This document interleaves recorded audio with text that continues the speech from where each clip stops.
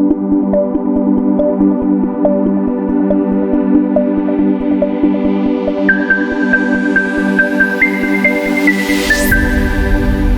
Students, pharmaceutical organic chemistry part 3 जिसका subject code है BP4001T जो कि बेस्ड है AKTU B pharma second year semester 4 के सिलेबस पर।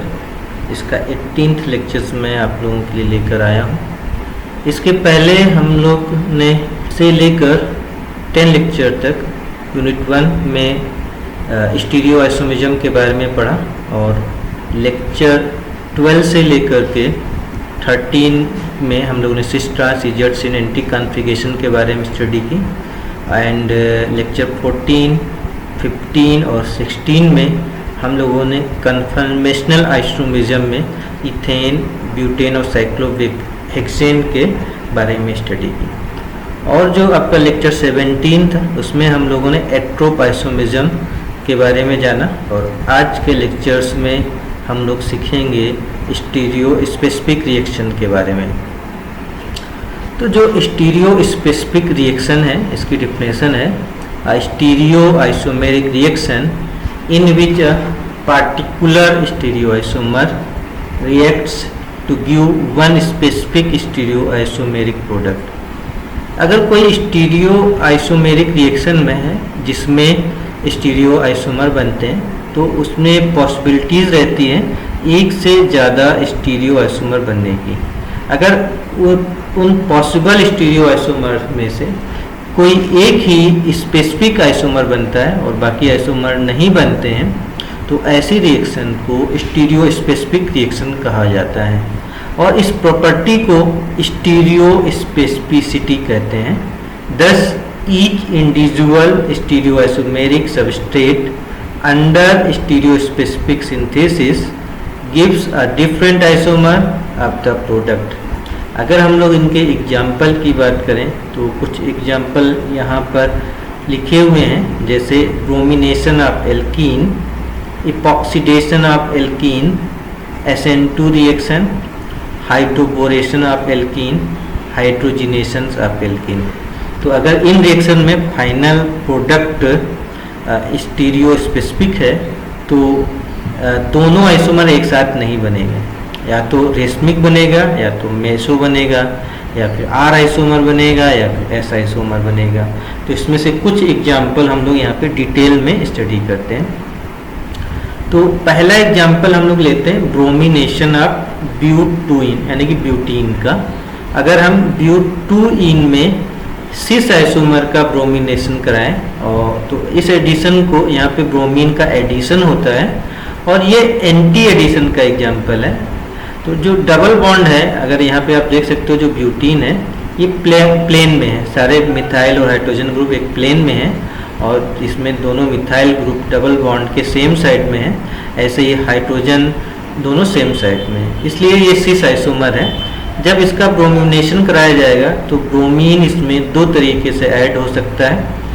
एक ब्रोमीन अगर अप साइड से ऐड होता है, यहाँ पे ये अप साइड से ब्रोमीन ऐड होते हुए दिखाया गया है, तो दूसरा ब्रोमीन जब ऐड होगा तो ये डाउन प्लेन में ऐड होगा, इसलिए इसको एंटी एडिशन कहते हैं। एक अप प्लेन से ब्रोमीन ऐड होगा और दूसरा डाउन प्लेन से ऐड होगा। ऐसा क्यों होता है? स्टेरिक हिंड्रेंस कम करने के लिए, क्योंकि ब्रोमीन बल्क मॉलिक्यूल हैं तो एक साइड पे दोनों ब्रोमीन आने पर उसमें स्टेरिक हिंड्रेंस काम करने लगता है, इसलिए ये अपोजिट डायरेक्शन से ऐड होते हैं। तो यहाँ पर जो प्रोडक्ट बनता है उसका कॉन्फ़िगरेशन आता है 2R 3R 2,3 डाइब्रोमोब्यूटेन।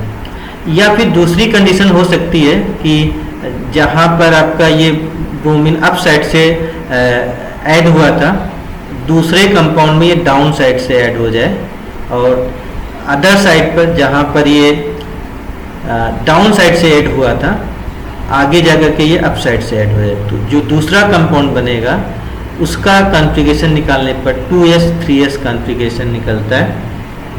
इस प्रकार दो प्रोडक्ट बनते हैं, एक का कॉन्फ़िगरेशन RR है और दूसरे का SS है और ये दोनों इक्वल क्वांटिटी में बनते हैं। जब दो आइसोमर इक्वल क्वांटिटी का मिक्सचर बनाते हैं तो ऐसे मिक्सचर को हम लोग रेशमिक मिक्सचर कहते हैं। तो जब भी सिस ब्यूटूइन की रिएक्शन कराई जाएगी ब्रोमीन से, तो जो भी एंटी एडिशन से प्रोडक्ट बनेंगे वो रेशमिक मिक्सचर होगा। ऐसे ही अगर अब हम दूसरा एग्जांपल ले लें, इसी का ट्रांस आइसोमर ले लें ब्यूटेन का, जिसमें आप देख सकते हो मिथाइल और दूसरा मिथाइल ग्रुप अपोजिट डायरेक्शन में, ऐसे हाइड्रोजन अपोजिट डायरेक्शन में, इसलिए ये आपका ट्रांस का एग्जाम्पल है। यहाँ पर भी एंटी एडिशन होता है, एक ब्रोमीन अप साइड से जुड़ता है और दूसरा डाउन से। पहले डायग्राम में ये ब्रोमीन अप साइड से जुड़ा हुआ है और दूसरा ब्रोमीन डाउन साइड से जुड़ा हुआ है। और जो दूसरा प्रोडक्ट बन रहा है यहाँ पे जस्ट उल्टा हो जाता है, जहाँ पे अप से जुड़ा था वहाँ पे डाउन से जुड़ जाता है, और जहाँ से डाउन से जुड़ा था वहाँ से अप से जुड़ जाता है। तो पहला जो कंपाउंड है वो आपका आर और एस कॉन्फ़िगरेशन का है, दूसरे कंपाउंड में भी आर और एस कॉन्फ़िगरेशन है। अगर इनका 2D स्ट्रक्चर बनाया जाए तो आप देखोगे ये आपके मेसो कंपाउंड होंगे, यानी कि इनके बीच में एक प्लेन आप साइमेट्री ऐड की जाएगी, इसमें ब्रोमीन ब्रोमीन के सामने होगा, हाइड्रोजन हाइड्रोजन के सामने होगा, मिथाइल मिथाइल के सामने आएगा।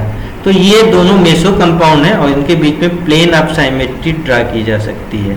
प्लेन ऑफ साइमेट्री का मतलब आप लोग जानते हो, ब्रोमीन इसके सामने पैरेलल में होगा, हाइड्रोजन हाइड्रोजन के पैरेलल में होगा और मिथाइल मिथाइल के पैरेलल में दिखाई देगा। ऐसे दूसरे कंपाउंड में भी ब्रोमीन ब्रोमीन के पैरेलल होगा, हाइड्रोजन हाइड्रोजन के पैरेलल होगा, मिथाइल मिथाइल के पैरेलल होगा।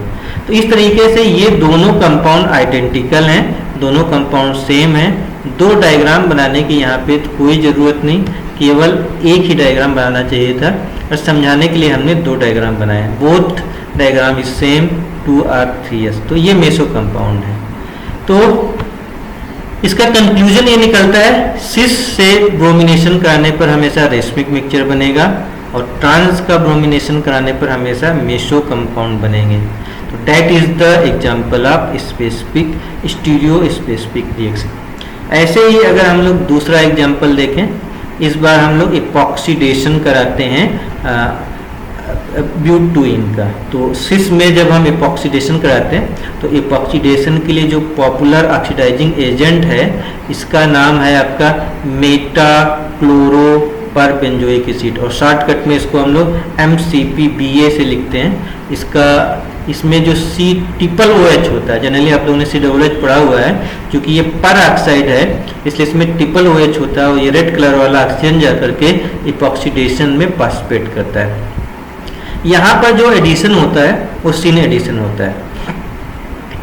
ये आपका जब डबल बॉन्ड हटेगा तो इसकी जो ऑक्सीजन है या तो अप द प्लेन से जुड़ेगा या तो डाउन द प्लेन से जुड़ेगा। तो दोनों साइड से या तो ये डाउन द प्लेन से जुड़ा हुआ दिखाई देगा या तो फिर दोनों साइड से अप दिखाई देगा। तो ऐसे एडिशन को सिन एडिशन कहते हैं, जब सेम साइड से कोई ग्रुप जुड़ता है। तो पहले डायग्राम में आप देख रहे हो ऑक्सीजन डाउन साइड से जुड़ा हुआ है और दूसरे डायग्राम में अप साइड से जुड़ा हुआ है।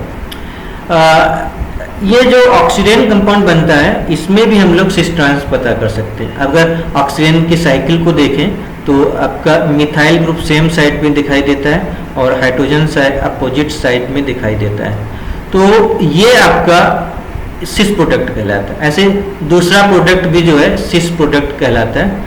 तो सिस से हमेशा सिस ऑक्सीडेन बनते हैं जिनके कॉन्फ़िगरेशन डिफरेंट होते हैं। ये दोनों कंपाउंड डिफरेंट हैं, 2S और 3R। 2,3 डाई मिथाइल ऑक्सीडेन है, यहाँ पे 2R3S है। एक्चुअली में अगर नंबरिंग चेंज कर दिया है तो उस कंडीशन में 2R को हम लोग 2S भी लिख सकते हैं। तो उस तरीके से ये एक मेसो कंपाउंड का एग्जाम्पल होगा। तो सिस से हमेशा सिस प्रोडक्ट बनेगा।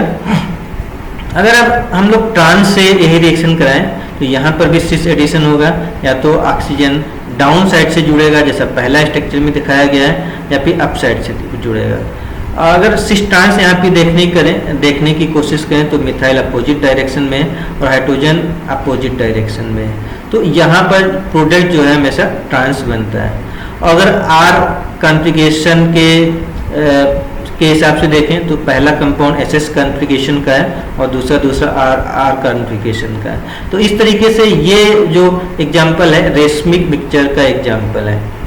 तो यहाँ पर कंक्लूजन ये निकल के आता है, सिस से इपॉक्सीडेशन कराने पर हमेशा सिस प्रोडक्ट या फिर इसको मेसो कह सकते हैं बनता है, और अगर ट्रांस का हम लोग इपॉक्सीडेशन कराते हैं MCPBA से तो हमेशा ट्रांस प्रोडक्ट बनता है, और ये एक तरीके का रेशमिक मिक्सचर होता है। तो ये स्पेसिफिक है कि सिस से हमेशा सिस बनेगा, ट्रांस से हमेशा ट्रांस बनेगा, यहाँ पे दूसरा नहीं बनेगा।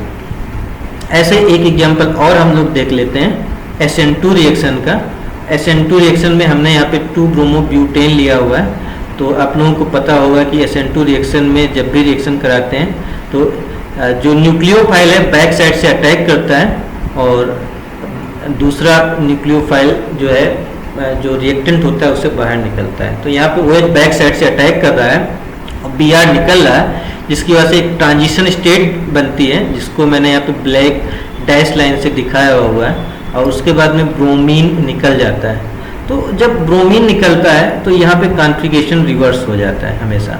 अगर स्टार्टिंग रिएक्टेंट का कॉन्फ़िगरेशन यहाँ पे S है, जो प्रोडक्ट बनता है ये इन्वर्जन होने की वजह से उल्टा हो जाता है, तो S से R कॉन्फ़िगरेशन बन जाता है। इस कॉन्फ़िगरेशन को हम लोग इन्वर्जन ऑफ कॉन्फ़िगरेशन के नाम से जानते हैं। तो आप लोगों ने देखा S2 ब्रोमोब्यूटेन के SN2 रिएक्शन कराने पर R2 ब्यूटेन 2 ऑल बनता है, यानी कि कॉन्फ़िगरेशन इन्वर्स हो जाता है, उल्टा हो जाता है।